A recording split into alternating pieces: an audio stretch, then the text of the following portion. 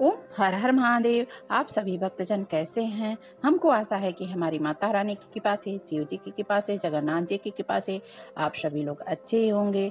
आज मैं फिर से जगन्नाथ की कथा पार्ट 2 सुनाने जा रही हूँ। जो उस कथा को श्रवण किया होगा वह इस कथा को भी श्रवण करेगा तो पूरी व्याख्या समझ में आएगी। जो पार्ट 1 नहीं सुना है वह पार्ट 1 पहले सुने, फिर उसके बाद पार्ट 2 सुनेगा, तब कथा पूरी समझ में आएगी। यह जगन्नाथ जी की व्रत कथा है। ये रोहिणी जी ने कथा सुनाई थी। तो आइए हम लोग कथा की ओर चलते हैं। ये पार्ट 2 आप सुनिएगा, फिर उसके बाद पार्ट 3 वीडियो आएगा, फिर उसको सुनिएगा। ऐसे करके वीडियो कई पार्टों में बनेगी, क्योंकि 30 पेज की कथा है तो एक बार में नहीं बोली जाएगी, क्योंकि सुनने वाले भी एकदम से बोर हो जाते हैं। इसलिए थोड़ा थोड़ा कथा मैं आपको सुना रही हूँ। आइए हम लोग कथा की ओर चलते हैं। जो हमने आधी पे कथा छोड़ रखी थी उस कथा को मैं पूरा करने जा रही हूँ, और फिर उसके बाद पार्ट 3 में कथा कहूँगी। तो भगवान जी के वर्णन, वो जो विद्वान थे उनकी राजसभा में, जो संत थे राजा के सभा में भगवान का वर्णन करने लगे, और रोहिणी कुंड का वर्णन करने लगे कि वहाँ पे एक कल्प वृक्ष है। उसी सरोवर में भूल कर भी जो स्नान कर लेता है उसको श्री कृष्ण जी का सामर्थ्य प्राप्त होता है, श्री कृष्ण जी की महिमा हो जाती है। राजा और वहाँ उपस्थित सभी विद्वान यह सुनकर आश्चर्य में पड़ गए थे। संत ने आगे बताई, एक बार एक कौवे को जल कीड़ा की सूझी। वह मस्ती में डूबकर रोहिणी कुंड के पास पहुंचा और कुंड के जल में डुबकी लगाई। जल स्पर्श करने के 7 चमत्कार हुए। नीच योनि वाला जो कौवा था उसे पशु तत्काल पवित्र हो गया। उसे श्री कृष्ण जी का सायुज्य प्राप्त हुआ। वह भगवान श्री कृष्ण के समान दिखने लगा। वह पवित्र हो गया और भगवान के लोक को प्राप्त हुआ। हे परम नारायण भक्त इंद्रद्युम्न, आप उस पुरुषोत्तम क्षेत्र में जाइए, वहां भगवान के नीलकंठ स्वरूप का दर्शन करें। वहां आपको एक साथ समस्त देवताओं के दर्शन हो जाएंगे। देवतागण अपने अपने लोक से वहां प्रतिदिन भगवान के लिए सुंदर पुष्प एवं भोग अर्पण करते हैं। आप उस दिव्य भूमि में अवश्य जाएं। यह सब जगन्नाथ जी की महिमा यह विद्वान बता रहे थे। उस ऋषि ने श्री क्षेत्र की महिमा का इतना वर्णन किया कि राजा व्याकुल हो गए भगवान के दर्शन के लिए। उनके मन में बस भगवान नीलमाधव के छवि के दर्शन की उत्कंठा होने लगी। राजा किसी काम में उनका नहीं मन लगता था। वह मंदिर में भी पहुंचते थे तो करुण अवस्था में होके भगवान की प्रतिमा के सामने प्रार्थना करते थे, हे प्रभु, हे नारायण, हे परम पिता जगदीश्वर, यदि आपका मैं सच्चा भक्त हूँ तो मुझे निष्ठा पूर्वक प्रजा पालन यदि किया हूँ, यदि धर्म का मैं पक्का हूँ, यदि आप मुझ पे प्रसन्न हैं, तो प्रभु उन महात्मा द्वारा सुने आपके रूप के दर्शन के बिना यह जीवन व्यर्थ है। यदि आप मुझे दर्शन नहीं देंगे तो मैं प्राण त्याग दूंगा। इंद्रद्युम्न इतना स्वच्छ मन के थे, इतना सुंदर मन के थे, इतना सुशील मन के थे। भगवान के सामने करुण प्रार्थना करते हुए उनके आंसू इतने निकलते थे कि राजा इंद्रद्युम्न भगवान को याद करते करते अचेत हो गए। वह इतनी गहरी निद्रा में चले गए। राजा को स्वप्न में एक स्वप्न में आए भगवान ने आकाशवाणी में आकर बताए, देववाणी सुनाई पड़ी, तुम्हें विशेष कार्य के लिए चुना गया है। तुम निराश भाव त्याग दो। भगवान नीलमाधव के जिस विग्रह दर्शन के लिए तुम इतने व्याकुल हो उनकी खोज करो। तुम अपनी ओर से प्रयास करो, तुम्हें देवों की सहायता प्राप्त होगी। तुम एक भव्य मंदिर का निर्माण कराओ। उसके लिए उपयुक्त विग्रह की प्राप्ति तुम्हें समय आने पर प्राप्त हो जाएगी। भगवान स्वयं आके उनको स्वप्न में दर्शन दे के सारी बातें बताई और कहा कि आप निर्माण कीजिए। स्वयं जगन्नाथ जी ने दर्शन दिया था और कहा था। राजा ने हड़बड़ाहट से उठे। अचानक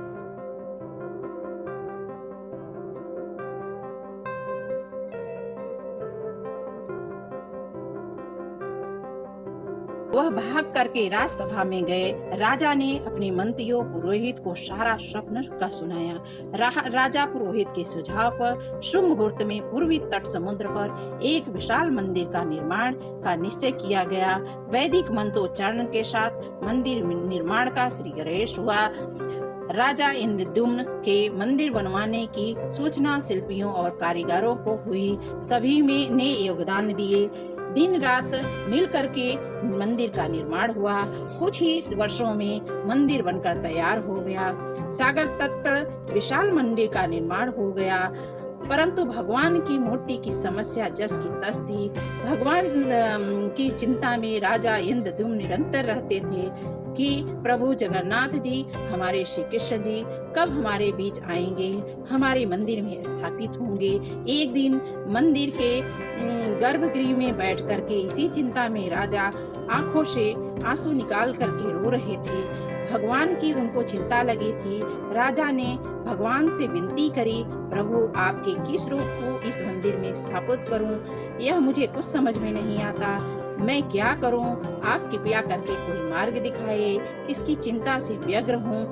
आपने स्वप्न में तो संकेत दिया था मुझे पूरा होने का समय कब आएगा, कि आपने कहा था कि मंदिर बनवाइए। मैंने मंदिर बनवा दिया, लेकिन आप कब स्थापित होंगे? देव विग्रह विहीन मंदिर देखकर लोग मुझ पे खिल्लियां उड़ाएंगे, हंसेंगे कि इंद्रद्युम्न तो ऐसे ही पागल है, वह तो कुछ भी स्वप्न देख लेता है और वही करने के लिए तैयार होता है। प्रजा भी हमारे ऊपर झूठी बातें बनाएंगी। राजा की आंखों से आंसू निकल रहे थे। वो झरझर रो रहे थे और कह रहे थे, प्रभु आप मेरे बीच कब आओगे? आपके आशीर्वाद मुझे कब प्राप्त होंगे? आप मुझे कब आशीर्वाद देंगे? प्रजा समझेगी मैं झूठ मूठ में स्वप्न देकर आदेश कह दिया, क्योंकि प्रजा भी बातें बनाएंगी कि मैं राजा हूँ, इसलिए मुझे कुछ भी करने की स्वप्न आ जाता है। हे प्रभु कोई मार्ग दिखाइए। राजा दुखी मन से अपने महल में चले गए। उस रात राजा ने फिर एक स्वप्न देखा। स्वप्न में उसे देववाणी सुनाई दी। राजा ने यहाँ निकट के ही भगवान श्री कृष्ण का विग्रह रूप है। उस विग्रह के तुम्हारे द्वारा बनवाए मंदिर में स्थापित की विधि विधान है, वह होकर ही रहेगा। उस दिव्य विग्रह की खोज करो, तुम्हें दर्शन मिलेंगे। इंद्रद्युम्न ने स्वप्न की बात सुनकर पुरोहित और मंत्रियों को बताई।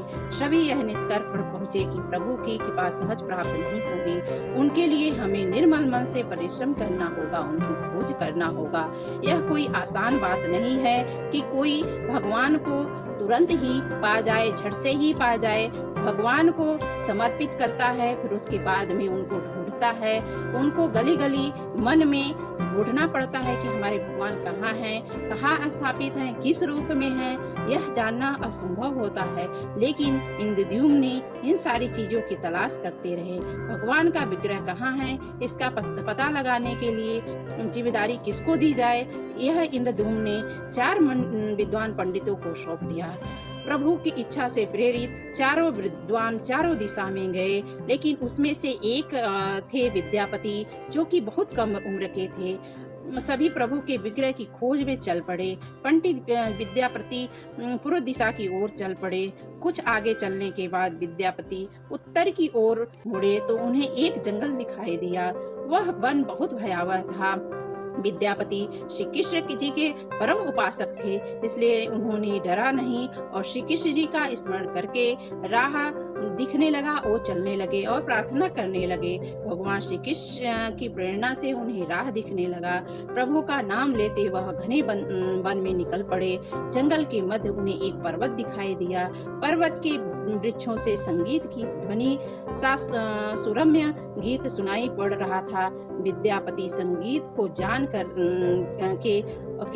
कि यह कौन सा मृदंग, कौन बंसी बजा रहा है, कौन करताल बजा रहा है, सारी मिश्र ध्वनि सुनाई पड़ रही थी। विद्यापति को आभास हुआ कि यह कोई आसान संगीत नहीं है, यह कोई दैविक शक्ति का संगीत है। यह संगीत उन्हें दिव्य लग रहा था। यह संगीत के सामान्य मानव द्वारा तो नहीं हो सकता। ये वाद्य या तथा गंधर्व द्वारा बजाए गए, यह स्वयं देवता ही बजा रहे होंगे। यह संभवतः मैं सही राह पर निकल गया हूँ। उस ऋषि ने बताया था कि भगवान के विग्रह की पूजा करने से पूर्व देवता गीत संगीत से उन्हें प्रसन्न करते हैं। विद्यापति को तो जैसे पंख लग गए। वह संगीत की लहरों में खोजते खोजते विद्यापति आगे बढ़ चले। वह जल्द ही पहाड़ की चोटी पर पहुंच गए। पहाड़ की दूसरी ओर उन्हें एक सुंदर घाटी दिखाई पड़ी। भील नृत्य कर रहे थे। वहां पे देखे तो बहुत सारे भील थे, वो जो नृत्य कर रहे थे, भगवान की मस्ती में झूम रहे थे। विद्यापति वहां रुक गए। विद्यापति उस दृश्य को देखकर मंत्रमुग्ध हो गए। सफर के कारण थके थे, पर संगीत के उन्हें थकान सी ही मिट गई। उन्हें नींद आने लगी। तभी वहां एक विचित्र बात हो गई। अचानक एक बाघ की गर्जना हुई और विद्यापति घबरा गए। बाघ उनकी ओर दौड़ता आ रहा था। बाघ को देखकर विद्यापति घबरा गए और बेहोश होकर के गिर पड़े। विद्यापति पर आक्रमण करने के वाला ही था वह बाघ। तभी एक स्त्री ने बाघ को पुकारा, बाघ, ओ बाघ, रुक जाओ। यह सुनकर के बाघ मौन हो गया और खड़ा हो गया। स्त्री ने उसे लौट जाने का आदेश दिया तो बाघ लौट पड़ा। बाघ स्त्री के पैरों के पास जैसे लौटने लगा, जैसे कोई बिल्ली पुचकार कर सुनकर खेलने लगती है। उसी प्रकार वह जो बाघ था वह स्त्री के पैर को के पास गया और जो वह युवती थी उस बाघ को के पीठ पर प्यार से हाथ थपथपाने लगी। बाघ स्नेह से लौटता रहा। वह स्त्री द्वारा मौजूद स्त्रियों में सर्वाधिक स्त्री जो थी वह बहुत सुंदर थी। वह भीलों द्वारा राजा विश्वावसु की इकलौती पुत्री थी, जिनका नाम था ललिता। ललिता ने अपनी सेवकाओं को अचेत विद्यापति की देखभाल के लिए भेजा। सेवका ने झरने से जल लेकर के विद्यापति के ऊपर छिड़का। कुछ देर बाद विद्यापति की चेतना लौट पड़ी। उन्हें जल पिलाया गया। विद्यापति यह देख करके आश्चर्य थे। ललिता विद्यापति के पास आई और पूछा, आप कौन हैं? भयानक जानवरों से भरी इस वन में आप कैसे पहुंच आए? आपके आने का प्रयोजन क्या है? ताकि मैं आपकी सहायता कर सकूं। विद्यापति के मन में बाघ का भय पूरी तरह गया नहीं था। ललिता ने बात भाप ली और समझ गई कि यह डरे हुए हैं। सांत्वना देते हुए बोली, वृक्षवर, आप मेरे साथ चलें और जब आप स्वस्थ हो जाएंगे और अपने लक्ष्य की ओर प्रस्थान कर लेना। विद्यापति ललिता के पीछे पीछे उनकी बस्ती की ओर चल पड़े और विद्यापति भीलों के राजा विश्वावसु से मिले। विश्वावसु को उसने अपना पूरा परिचय नहीं दिया, बस यह कहा कि मैं श्री कृष्ण जी का भक्त हूँ।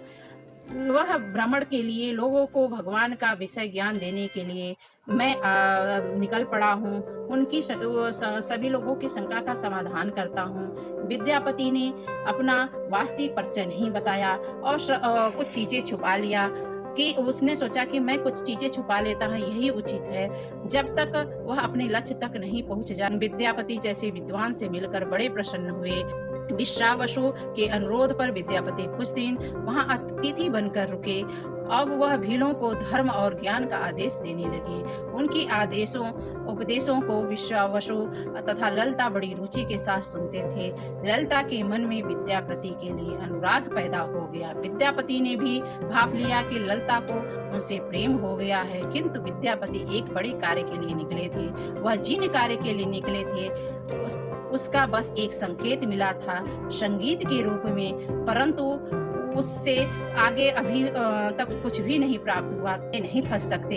ईश्वर को तो अपनी पूरी लीला करनी थी।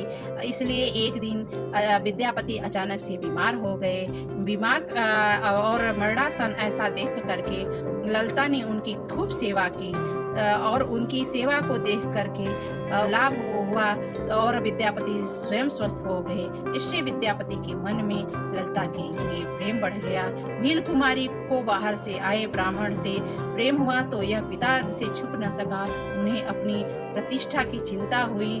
फिर सोचा कि यह विद्वान विवाह के लिए यही बस जाए तो सारे भीलों को लाभ होगा। विश्वावसु ने विद्यापति के सामने ललिता के विवाह का प्रस्ताव रखा। विद्यापति ने इसे स्वीकार कर लिया। दोनों का विवाह हुआ। कुछ दिनों बाद दोनों के पूर्वक व्यतीत हुए। दाम्पत्य जीवन से विद्यापति प्रसन्न थे, परंतु विद्यापति को चिंता सताती रहती। मुझे राजा ने जिस कार्य के लिए भेजा है वह कार्य अभी भी अधूरा है, पर सोचता ही नहीं कि आगे मैं क्या करूं। इसी बीच विद्यापति को एक विशेष बात पता चली। विश्वावसु एक पहर रात बाकी रहती तभी उठकर कहीं चला जाता, सूर्योदय के बाद ही लौटता था।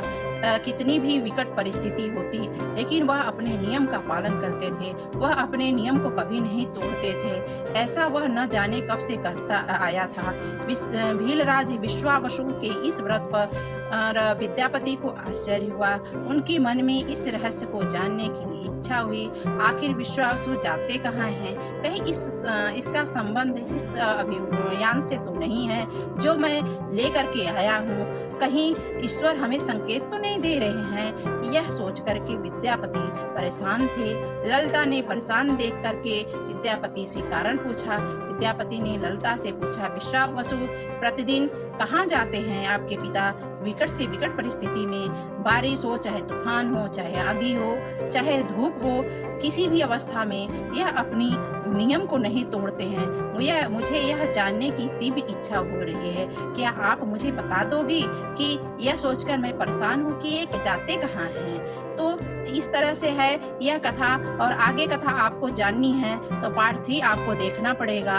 यदि हमारी यह जगन्नाथ जी की कथा, श्री कृष्ण जी की कथा, नीलमाधव जी की कथा, ये सारे लोग एक ही हैं, इनकी कथा आपको अच्छी लगती है, यदि आपके दिल में जगन्नाथ जी की महिमा है, आप जगन्नाथ जी के सच्चे भक्त हैं, तो आप मेरे चैनल को लाइक कर सकते हैं और सब्सक्राइब कर सकते हैं और शेयर कर सकते हैं, जिससे कि आप भी कथा का लाभ उठाइए और दूसरे को भी इस कथा का लाभ दीजिए। जो यह कथा श्रवण करता है और दूसरों को सुनाता है, उसे मनवांछित फल की प्राप्ति होती है। आपके पास नहीं तो आप मुंह से ही आप किसी को कथा सुनाएंगे तो आपको उतना ही फल प्राप्त होगा जितना कि ये कहने वालों को प्राप्त होता है। जो सुनता है उससे ज्यादा सुनाने को प्राप्त होता है। तो आप ऐसा जरूर कीजिएगा। आपको यदि कथा अच्छी लगती हो तो आप जरूर किसी न किसी को शेयर कीजिएगा। ओम हर हर महादेव।